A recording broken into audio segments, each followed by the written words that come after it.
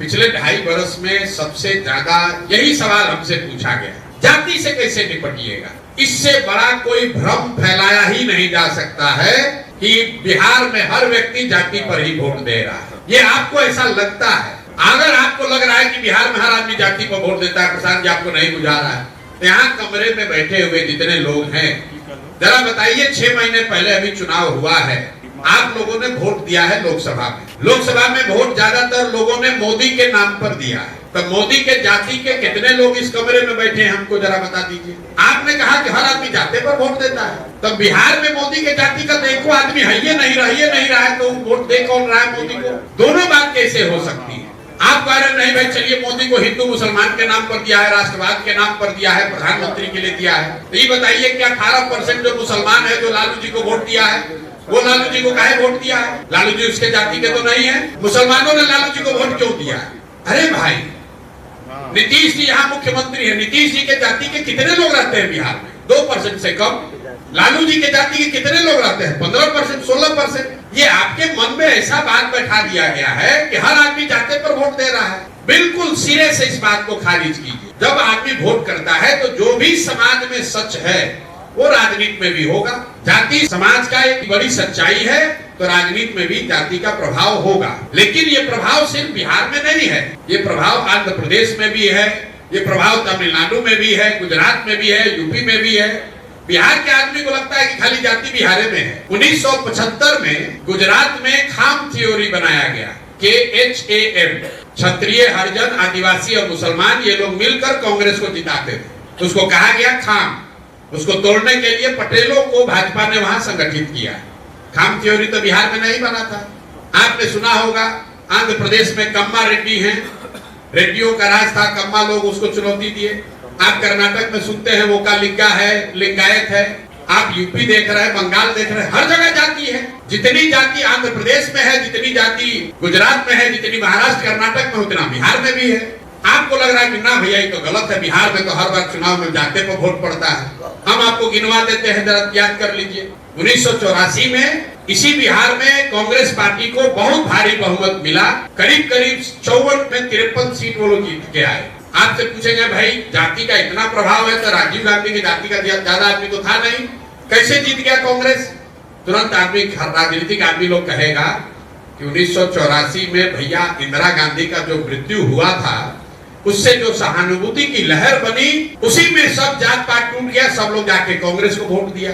इसको लिख लीजिए भाई एक लाइन। फिर पूछेंगे 1989 में क्या हुआ, जनता दल बीपी सिंह को कैसे पूरा बिहार में वोट पड़ गया? तो लोग कहेंगे भैया लोग बीपी सिंह को वोट नहीं दिया, जनता दल को वोट नहीं पड़ा। जो बोफोर्स का मामला था, बोफोर्स इतना बड़ा मामला बन गया, भ्रष्टाचार इतना बड़ा विषय बन गया कि सब आदमी जाति पाति भूलकर बीपी सिंह और जनता दल को वोट दिया।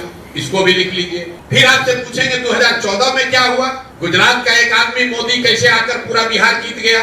तुरंत आदमी कहेगा कि भैया भाजपा का तो कुछ नहीं था बिहार में, लेकिन मोदी जी का जो लहर चला ना, सब युवा बुजुर्ग सब आदमी जाकर मोदी के नाम पर वोट दे दिया भाजपा को। इसको भी लिख लीजिए। फिर आपसे पूछेंगे भैया 2019 में क्या हुआ, आप बताइएगा कि भैया 19 में तो एकदम कांटे का बराबरी का मुकाबला था।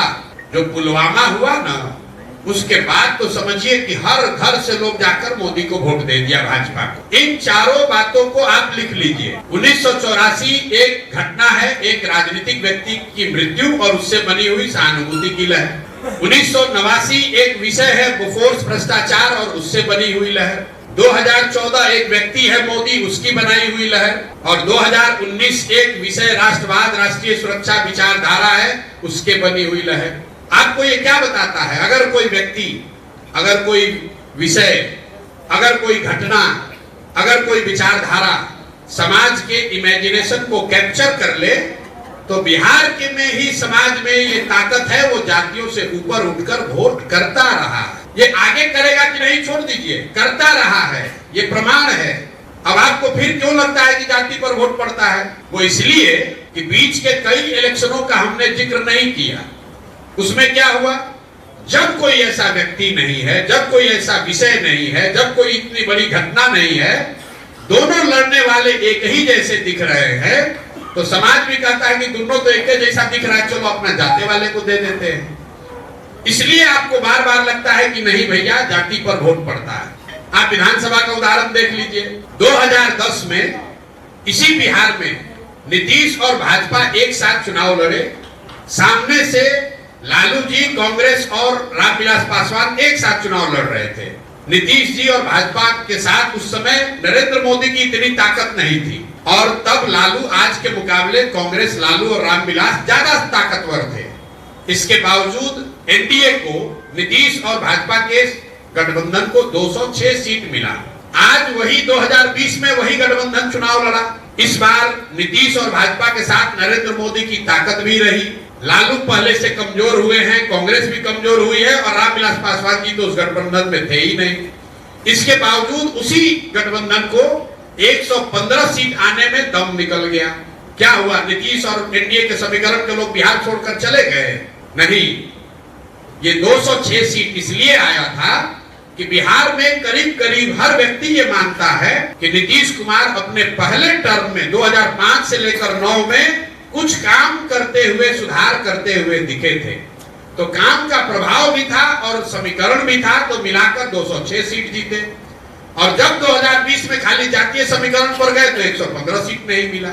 लोकसभा और विधानसभा को छोड़िए, अब नीचे आ जाइए पंचायतों में। पिछले चुनाव में 82% मुखिया चुनाव हारा है। सिटिंग मुखिया 82% चुनाव लोग हारे और 90% से ज्यादा वार्ड सदस्य लोग चुनाव हारे हैं। आप अपने अपने पंचायत में देख लीजिएगा।